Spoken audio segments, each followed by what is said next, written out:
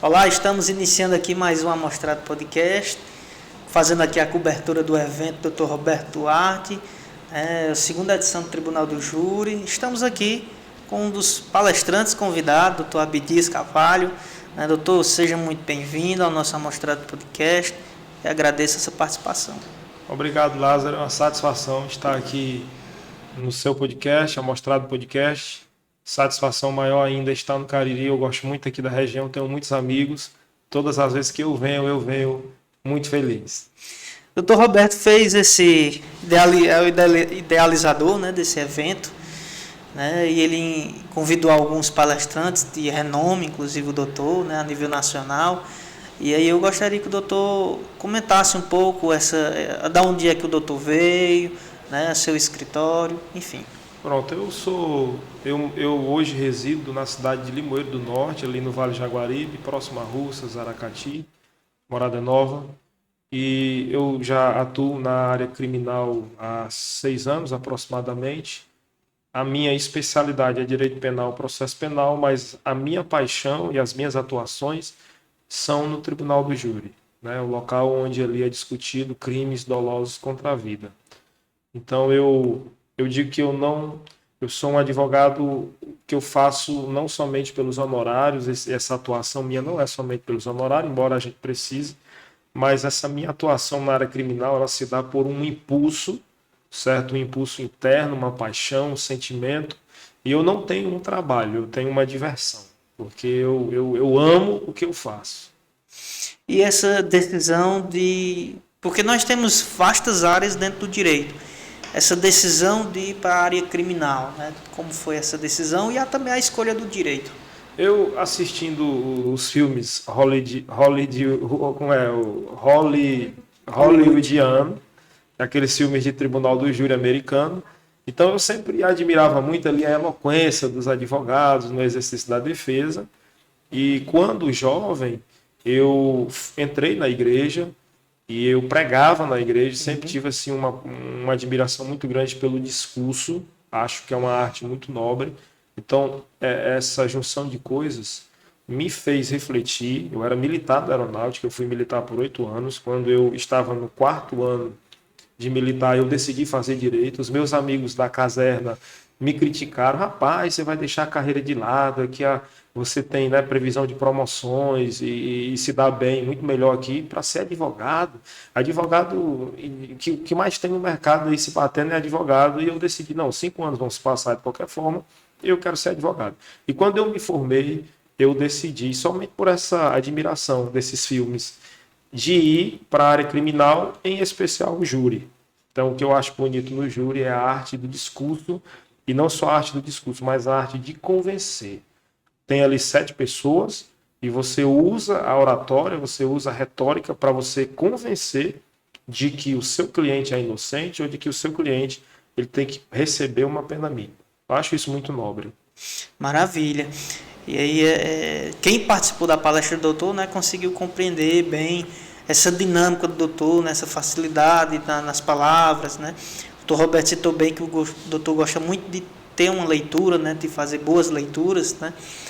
E contar alguns casos importantes que o doutor já atuou em vários casos, né? O doutor está com quanto tempo de advocacia? Tem uns 6 anos de advocacia. 6 anos de advocacia e já tem uma vasta quantidade de júris realizados. Eu tenho aí, pelos meus cálculos, eu não coloquei no papel, mas eu tenho em torno aí de 160 a 200 júris. Muito. O que para o tempo de advocacia eu considero muito, porque existem advogados aí que têm 20 anos de advocacia e possui 500 júris, então eu tenho 6 anos e estou já quase na metade disso. Teve época em que eu fazia 3 júris por semana em Fortaleza, para você ter ideia. Hoje eu já não consigo mais desenvolver essa batida, essa dinâmica. Hoje é 2 júris por mês, 1 júri por mês, mas no início foi assim muita dedicação. Reputo a essa dedicação a vasta experiência que a gente tem hoje. Com relação aos livros, o próprio Tribunal do Júri exige que o tribuno ele tenha cultura geral, porque os discursos, os debates, eles não são meramente jurídicos, teses vulgares podem ser ali levadas ao conhecimento do Conselho de Sentença. Filosofia, política, psiquiatria, psicologia jurídica, religião, por exemplo. Eu já li a Bíblia toda umas 7 vezes, conheço muito a Bíblia e eu constantemente utilizo ensinos de Jesus Cristo, ensino de profetas que são ali cabíveis naquele caso concreto. Entendi. E o doutor lembra de algum júri marcante assim, e por que foi marcante na sua advocacia? Júri do Curió, chacina do Curió. Fui contratado faltando 15 dias. O processo tinha na época 12.000 páginas.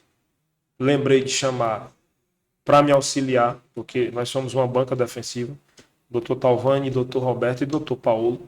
Então chegamos ali no Curió, a princípio a gente não tinha nem noção da grandiosidade daquele julgamento, mas estudamos, pincelamos, apontamos o que era essencial para a defesa, e quando nós chegamos ali que vimos aquela coletiva de imprensa no primeiro dia, aquele movimento em favor das famílias das vítimas, havia ali pessoas vestidas com a blusa pedindo justiça, com a foto das vítimas, haviam ali representantes, para vocês terem ideia, da ONU, representante da Comissão Europeia de Direitos Humanos, representantes do governo federal, representantes do governo estadual, representantes dos direitos humanos. Então, assim, foi um julgamento de uma grandiosidade que até então eu não tinha experimentado. Então, me marcou porque a gente acabou que, apesar de técnico, se envolvendo emocionalmente com a causa.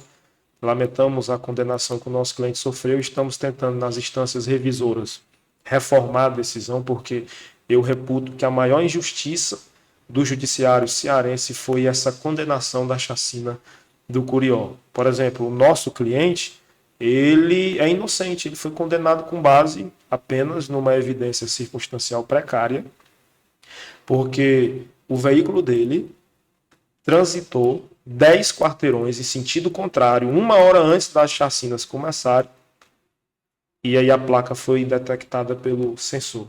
Então, com base nisso, pediram a condenação do meu cliente. Uma coisa absurda e surreal. Porque a gente que trabalha na área criminal, a gente sabe que para haver uma condenação, talvez essa seja a maior garantia que qualquer cidadão tem, dada pela Constituição. A pessoa só pode ser condenada com base em provas válidas, suficientes e produzidas perante um juízo criminal. E não foi o que aconteceu. O que foi aí foi um julgamento político.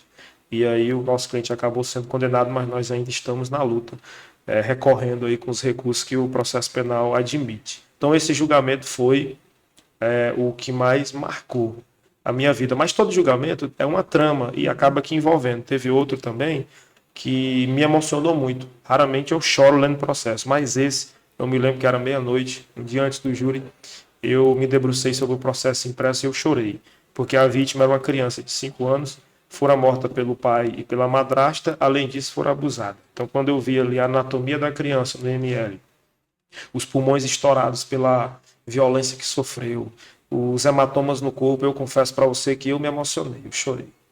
Eu chorei, mas eu tinha que ser forte, eu tinha que ser frio e enfrentar aquele julgamento, porque o dever do ofício me invocava, me chamava. Na verdade, o doutor iria defender o direito. O direito. Inclusive, apesar dos pesares, eu consegui absolver o pai do estupro, do abuso, recaiu sobre a madrasta. As penas foram altíssimas, da madrasta foi 60 anos, do pai foi 45. Entramos com recurso e conseguimos, através da apelação, diminuir 30 anos da madrasta e 15 anos do pai, que está recluso desde o fato, provavelmente está próximo aí da sua progressão de regime. Progressão de regime.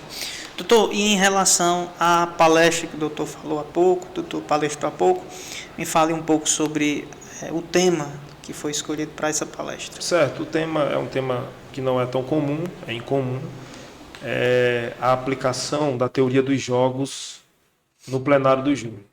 Em síntese, é você encarar de forma estratégica toda a dinâmica do processo. Então, as orientações, os ensinos que nós trouxemos foi no sentido de despertar a nova advocacia, essa advocacia jovem que está começando agora a buscar conhecimento técnico e exercer esse conhecimento de forma artesanal e de forma muito eficiente em favor do seu cliente. Então a gente trouxe dicas práticas. Eu considero esse curso do Roberto o melhor curso do Brasil de prática criminal. Eu conheço vários cursos, já fui em muitas mentorias, mas eu digo para você, eu confesso, francamente, que não há um curso igual a esse. O Roberto, ele diz logo, quando chama, você vai palestrar e é sem reserva de conhecimento. Você pode falar, pode trazer casos reais, e aí a gente fica à vontade para falar e repassar e estimular o aluno a partir de hoje exercer uma advocacia de qualidade de alto nível. Então, o intuito da nossa palestra hoje foi nesse sentido, demonstrar que todos eles que estão aqui possuem a capacidade de exercer uma advocacia de alta performance, que hoje é o que a sociedade precisa. Para você ter uma ideia, se nós considerarmos apenas o contexto do estado do Ceará, eu digo que, com base na minha experiência, não fiz nenhum cálculo com relação a isso, certo? Eu sou certo com você que eu não fiz nenhum cálculo matemático, mas assim, com base no que eu analiso e no que eu observo, 80% das denúncias que são oferecidas na área criminal, de 100%, 80% resulta em condenação.